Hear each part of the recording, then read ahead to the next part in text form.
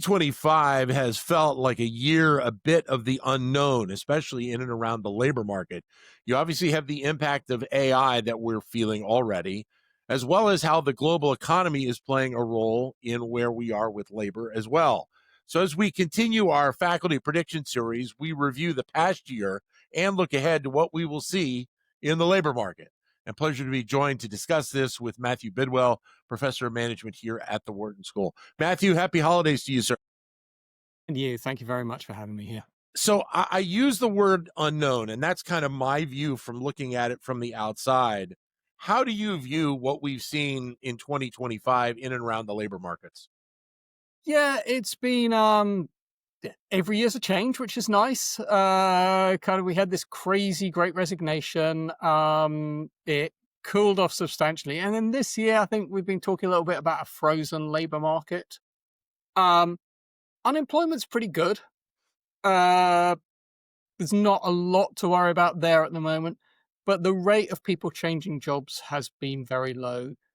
Layoffs, depending on what indicator you look at, still fairly low. I mean, I think the Challenger and grade layoff announcements has really spiked, but when you look at other source of data, again, it doesn't look like a lot of people are losing their jobs, but they're not taking jobs either. And so it's been kind of this, I think, wait and see almost on everybody's behalf. Right. A lot of, if that's exactly what I was going to say, because it feels like a lot of companies are wanting to take maybe a little bit more time before they make a commitment to some of these jobs that they have open, because they don't know which way the economy is going to go right now because of tariffs and we've got global issues that are out there right now. So there's a lot of questions I think that CEOs have at the moment. I think so. So yeah, I mean, definitely we saw kind of business uncertainty is not good for hiring, and we saw earlier this year measures of business uncertainty spike to almost unheard of levels around kind of what's going on with public policy and so on.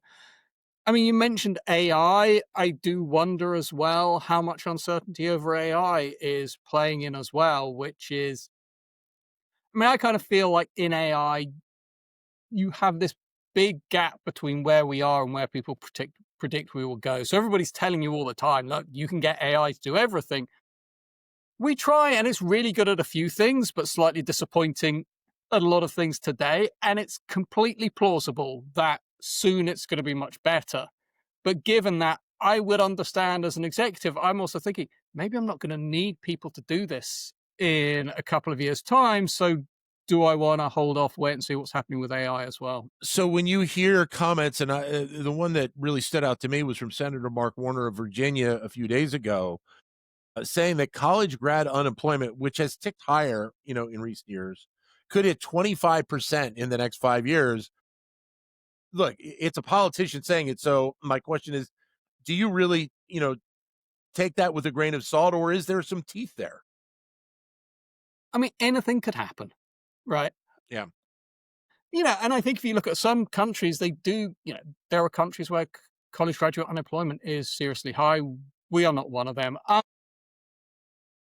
There is truth, it has ticked up.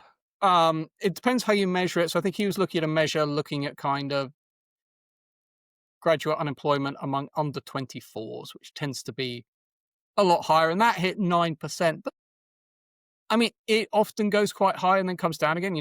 That was midsummer when people haven't yet found their jobs. That tends to be high, and then it plummets again. So I mean, I think those numbers are a bit of a scare, but it is true. So the number that the Fed uses, which is unemployment among 22 to 27-year-olds, that has edged up for college graduates, to around 5%.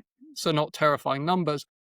But what I think has been particularly surprising to people has been relative to overall unemployment, particularly relative to unemployment of high school grads, it has gone up. And so there is a sense that there is something changing in the labor market there. One of the other areas that I wanted to ask you about was in-office work. And for the most part, it still feels like we have the component of hybrid work as an important element in the labor force.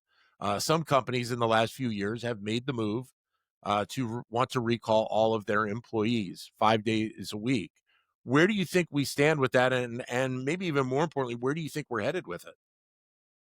Um, Gosh, I hate it when people ask me for predictions. Uh, I mean, my best guess is we could see the proportion of people working or portion of work being done from home tick down a little bit in the near term. I think it might go up again in the long term. The reason I think it might tick down in the near term is just I think with hybrid work, particularly, it's been a tug of war between employees and employers. Right? I mean, I think there is a sense among a lot of employers, I want you where I can see you. Uh, and employees value the flexibility. I think the power dynamic in the labor market has swung a lot towards employers. They for a few years they were really terrified. Like if we make everybody come in 5 days a week, they're going to leave and we can't replace them.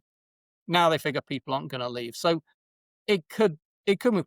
It hasn't moved very much this year, so it's probably ticked down a very small amount, but still about 25% of days are being worked from home.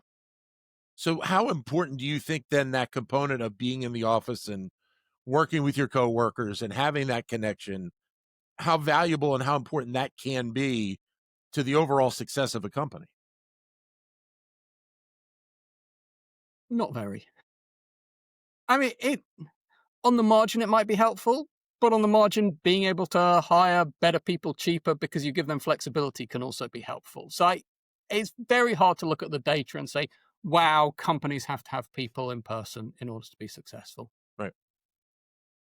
If you're talking to a college grad this coming spring for 2026, what's your advice to them about the labor market right now?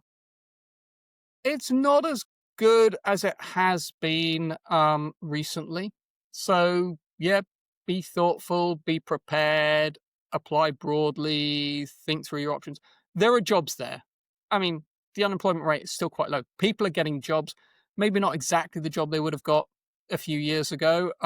And so, yeah, it's probably gonna take a little bit more work, and it may not be a one-stage thing. So get that first job and then think about what's the thing you really want to do afterwards. So, because I have one of my kids in college, I'll ask you this question as well, because she's going to have her first internship this summer.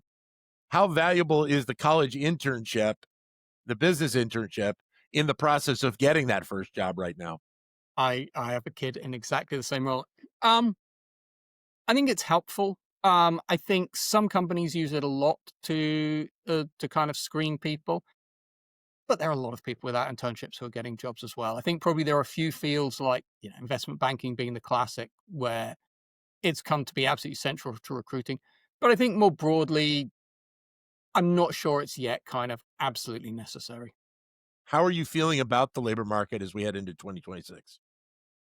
Um, Anything could happen. It's I think, you could definitely tell a story where things are gonna pick up. The economy hasn't slid as much as we would expect. It's reasonably robust. If companies have been waiting to see, eventually some of them might decide, "Okay, let's just do it." But, there are also a bunch of headwinds. So I think we're in this kind of teetering state where it could go either way. Matthew, always great to talk with you and look forward to chatting again in 2026. Right. Speak to you soon. Thank you. Thank you. Matthew Bidwell, professor of management here at the Wharton School.